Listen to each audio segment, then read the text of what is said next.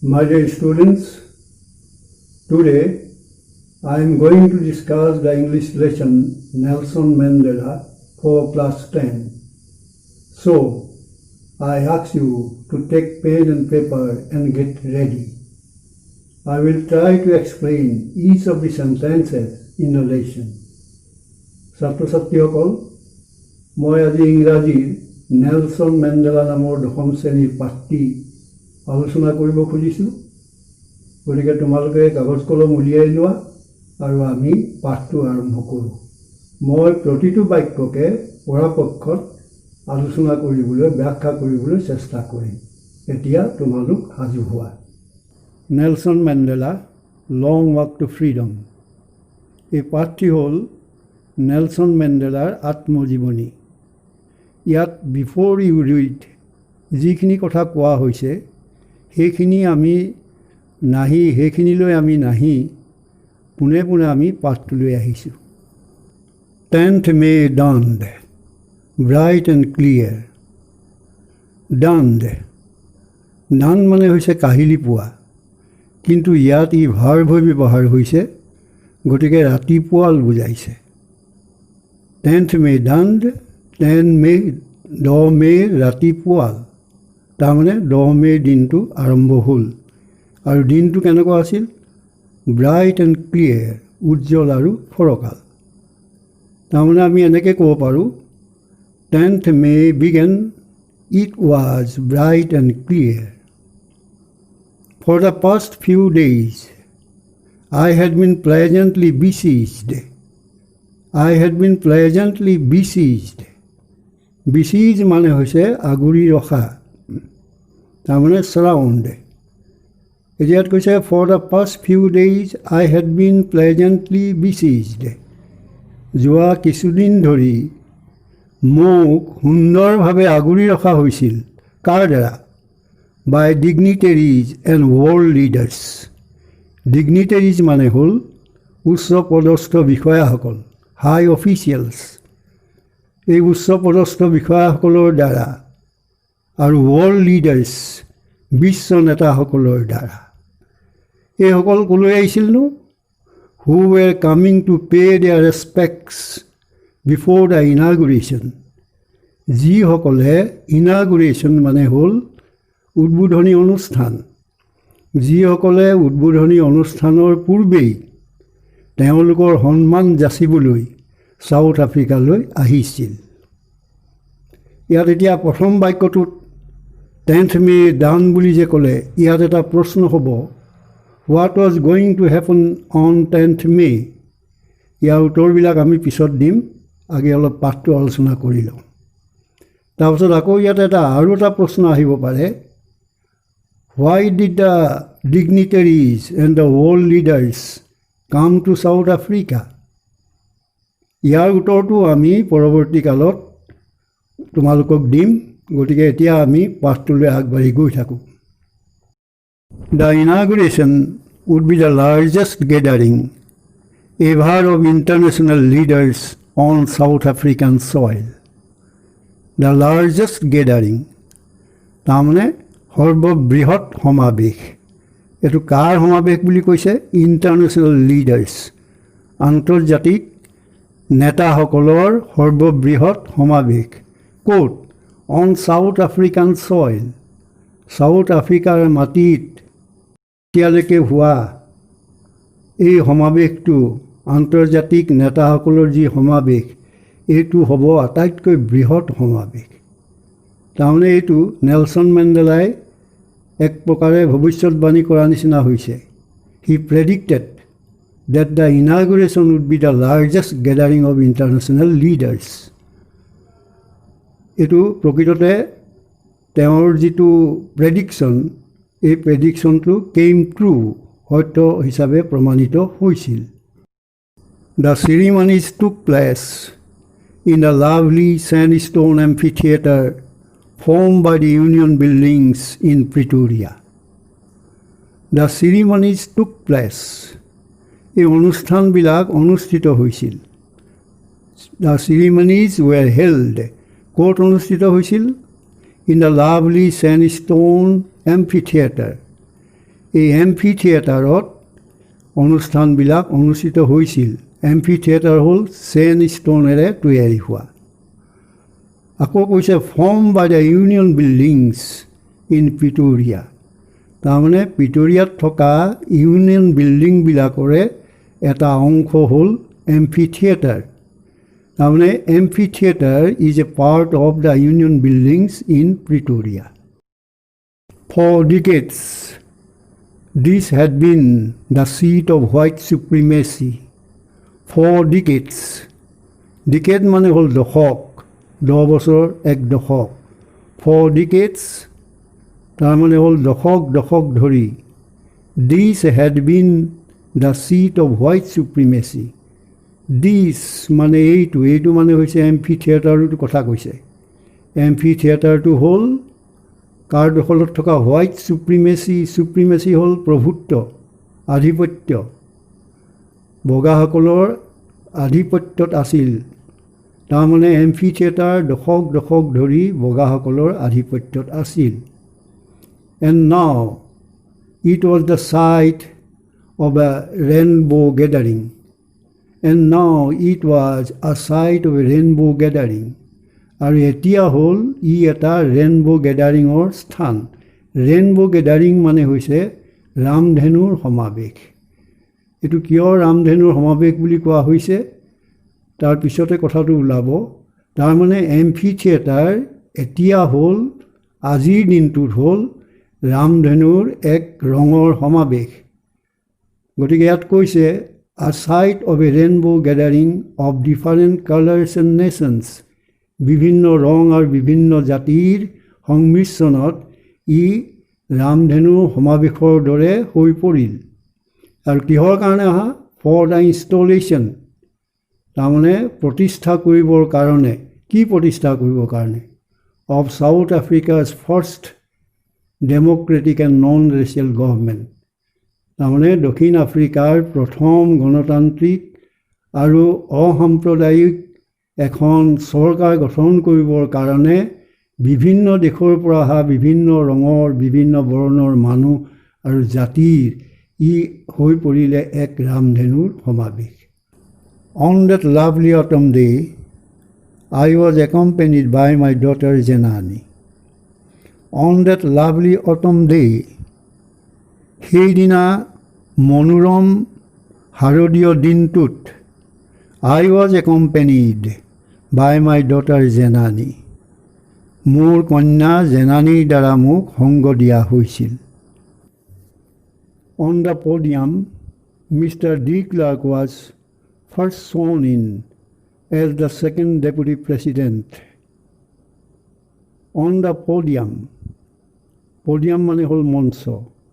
মঞ্চৰ ওপৰত mister D ক্লাৰ্কক প্ৰথমে শপত গ্ৰহণ কৰোৱা হৈছিল দ্বিতীয় উপ ৰাষ্ট্ৰপতি হিচাপে।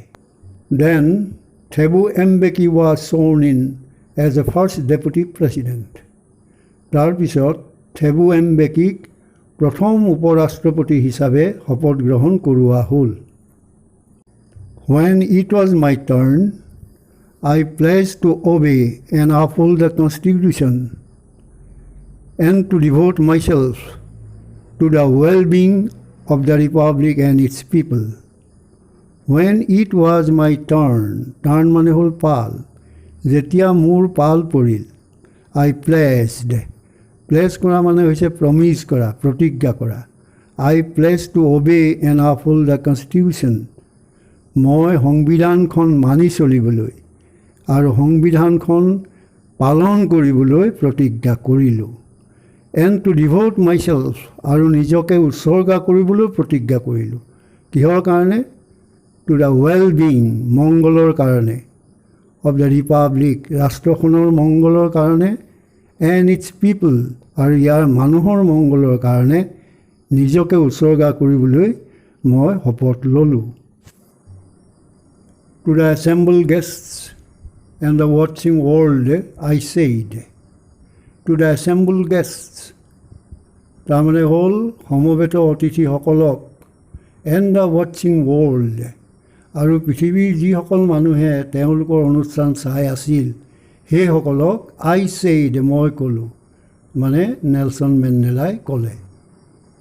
Today all of us do by our presence here confer glory and hope to newborn liberty. Newborn liberty মানে সদ্যজাত স্বাধীনতা। আজি আমি যিসকল ইয়াত উপস্থিত হৈছোঁ সেইসকলে কি কৰিব খুজিছোঁ? কনফাৰ মানে অৰ্পণ কৰা, দিয়া, গ্ল'ৰি এণ্ড হোপ গৌৰৱ, মৰ্যাদা আৰু আশা অৰ্পণ কৰিছোঁ। কাক? টু নিউবৰ্ণ লিবাৰ্টি, নৱজাত স্বাধীনতাটোক। তাৰমানে নেলছন মেণ্ডেলাই ক'ব খুজিছে যে সিদিনা তেওঁলোকৰ উপস্থিতিৰ দ্বাৰা নৱজাত স্বাধীনতাটোক মৰ্যাদা দিয়া হৈছে আৰু আশা অৰ্পণ কৰা হৈছে। Out of the experience of an extraordinary human disaster that lasted too long must be born a society of which all humanity will be proud. Out of the experience, অভিজ্ঞতাৰ পৰা, কিহৰ অভিজ্ঞতাৰ পৰা? Of an extraordinary human disaster. Extraordinary মানে হৈছে অসাধাৰণ, অভূতপূৰ্ব। Human disaster, disaster মানে হৈছে বিপৰ্যয়। এতিয়া কাৰ বিপৰ্যয়ৰ কথা কৈছে? হিউমেন ডিজাষ্টাৰ, মানুহৰ বিপৰ্যয়। অভূতপূৰ্ব মানুহৰ বিপৰ্যয়ৰ অভিজ্ঞতাৰ পৰা কি হ'ব লাগিব? মাষ্ট বি বৰ্ণ, জন্ম হ'ব লাগিব। কি? ছ'চাইটি, এখন সমাজ, অফ হুইচ, য'ত all humanity will be proud, সকলো মানুহে গৌৰৱবোধ কৰিব পাৰিব। উই হু ৱেৰ আউটলজ not so' long ago have today been given the rare privilege to be host to the nations of the world on our own soil. Nelson মেণ্ডেলাই কৈছে, we who ৱেৰ আউটলজ not so' long এগো, আমি যিসকল আজি কিছুদিনৰ আগলৈকে বেআইনীভাৱে আছিলোঁ, have today been given the rare privilege, আজি আমাক এটা দুৰ্লভ সুযোগ দিয়া হৈছে। কিহৰ কাৰণে? টু বি হষ্ট, আতিথ্য দিবৰ কাৰণে, two the nations of the world, পৃথিৱীৰ বিভিন্ন জাতিৰ মানুহক আতিথ্য দিবৰ কাৰণে। ক'ত? অন আৱাৰ অ'ন ছইল, আমাৰ নিজৰ মাটিত। তাৰমানে নেলছন মেণ্ডেলাই ক'ব খুজিছে যে তেওঁলোকৰ নিজৰ মাটিত পৃথিৱীৰ বিভিন্ন জাতিৰ মানুহক আতিথ্য দিবৰ কাৰণে সিদিনা তেওঁলোকক এটা দুৰ্লভ সুযোগ দিয়া হ'ল, যিসকলক কিছুদিনৰ আগলৈকে বেআইনী হিচাপে গণ্য কৰা হৈছিল। We thank all of our distinguished international guests for having come to take possession with the people of our country of what is, after all, a common victory for justice, for peace, for human dignity. যিসকল আন্তৰ্জাতিক বিশিষ্ট নেতাই তেওঁলোকৰ লগত মানে Nelson মেণ্ডেলাহঁতৰ লগত একেলগে আসন গ্ৰহণ কৰিছেহি, তেওঁলোকক ধন্যবাদ জ্ঞাপন কৰিছে। এইটো হ'ল এটা সমূহীয়া বিজয়। কিহৰ বিজয়? জাষ্টিছ, ন্যায়, পিচ, শান্তি, হিউমেন ডিগনিটি, মানৱীয় মৰ্যাদা, এইকেইটাৰ হ'ল এক সমূহীয়া বিজয়। We have at last achieved our political emancipation. Political emancipation মানে হৈছে ৰাজনৈতিক মুক্তি। আমি অৱশেষত ৰাজনৈতিক মুক্তি লাভ কৰিলোঁ। এচিভ, লাভ কৰা, লাভ কৰিলোঁ বুলি কৈছে। We pledge ourselves to liberate all our people from the continuing bondage of poverty, deprivation, suffering, gender and other discrimination. এই বাক্যটোত কণ্টিনিউইং বণ্ডেজৰ কথা কোৱা হৈছে। বণ্ডেজ মানে দাসত্ব। এটা কিহৰ দাসত্ব? পভাৰ্টি, দৰিদ্ৰতা, ডিপ্ৰেভেশ্যন, বঞ্চনা, ছাফাৰিং, যান্ত্ৰণা, জেণ্ডাৰ, লিংগ, এণ্ড আদাৰ ডিছক্ৰিমিনেশ্যন, আৰু আন আন বৰ্ণ বৈষম্য। গতিকে এইকেইটাক দূৰ কৰিবৰ কাৰণে এইকেইটাৰ পৰা চাউথ আফ্ৰিকা মানুহক স্বাধীনতা দিবৰ কাৰণে মুক্ত কৰিবৰ কাৰণে আজি তেওঁলোকে নিজে নিজে প্ৰতিজ্ঞাবদ্ধ হৈছে। Never, never and never again shall it be that this beautiful land will again experience the oppression of one by another. Nelson Mandela আশাবাদী যে তেওঁৰ এই সুন্দৰ দেশখনত এজনে আন এজনৰ ওপৰত কাহানিও নিষ্পেষণ বা উৎপীড়ন নচলাব। The sun shall never set on so glorious a human achievement. Glorious human achievement তাৰমানে ইয়াৰ অৰ্থ হ'ব খুজিছে গ্ল'ৰিয়াছ মানে হ'ল গৌৰৱপূৰ্ণ, হিউমেন মানে হ'ল মানৱীয়, মানুহৰ এচিভমেণ্ট হ'ল কীৰ্তি। মানুহৰ যি গৌৰৱময় কীৰ্তি, এই কীৰ্তিৰ সূৰ্য কাহানিও অস্ত নাযাব, এইটোৱে নেলছন মেণ্ডেলাই আশা কৰিছে। Let freedom reign. God bless Africa. Let freedom reign. Freedom স্বাধীনতা, ৰেইন শাসন কৰা, স্বাধীনতাই শাসন কৰক। তাৰমানে মেণ্ডেলাই ক'ব খুজিছে যে সৰ্বকালৰ কাৰণে স্বাধীনতা বৰ্তি থাকক। গড ব্লেছ আফ্ৰিকা, ভগৱানে আফ্ৰিকাক আশীৰ্বাদ কৰক। Now let us see some questions and answers. Question 1. What was going to happen on 10th May? Answer. The inauguration of South Africa's first democratic and non-racial government was going to be held on 10th May. Question number 2. Why did dignitaries and world leaders come to South Africa? Answer. The dignitaries and the world leaders came to South Africa to pay their respects to the newborn liberty of South Africa and to witness the rare occasion of installing the new government. Question 3. What did Mandela predict the inauguration to be? Answer. Mandela predicted that the inauguration would be the largest gathering of international leaders on South African soil. Question number 4.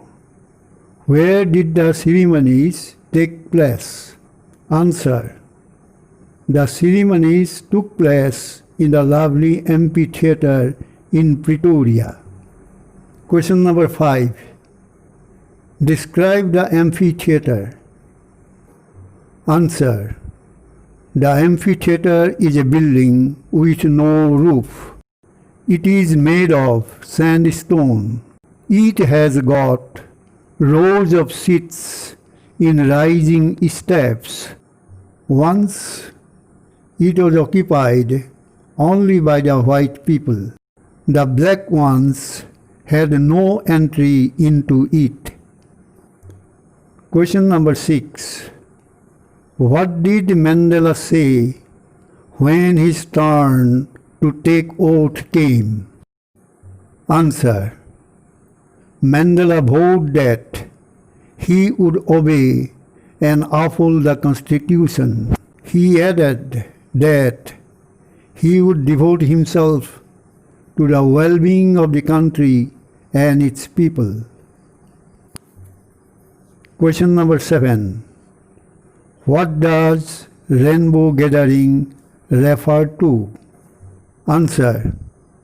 The rainbow gathering refers to the people of different colors and nations gathered in the amphitheatre.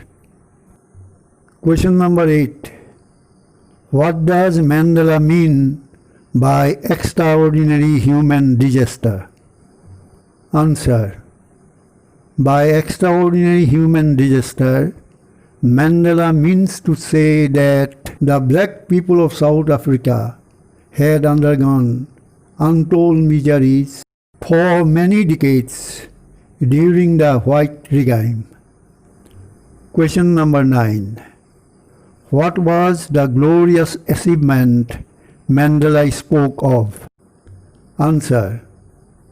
The glorious achievement Mandela spoke of was the political and social emancipation of the black people in South Africa. Question number 10. What ideals does Mandela set out for the future of South Africa? Answer. The ideals set out by Mandela are as follows. Number 1.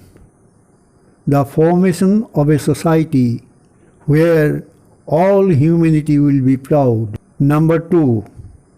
Justice, peace, and dignity will be ensured. Number 3. There shall be no bondage of poverty, deprivation, and suffering. Number 4. The system of apartheid or discrimination will be abolished. Students, today we have already discussed the first part of the lesson. Later on, we will go ahead. ছাত্র-ছাত্ৰীসকল, আমি পাঠটিৰ প্ৰথম অংশভাগ ইতিমধ্যে আলোচনা কৰিলোঁ। আশা ৰাখিছোঁ অতি সোনকালে পৰৱৰ্তী ভাগসমূহৰ video' লৈ তোমালোকৰ কাষলৈ আহিম। আজিলৈ আমি পাঠ ইমানতে সামৰণি মাৰিলোঁ। ধন্যবাদ।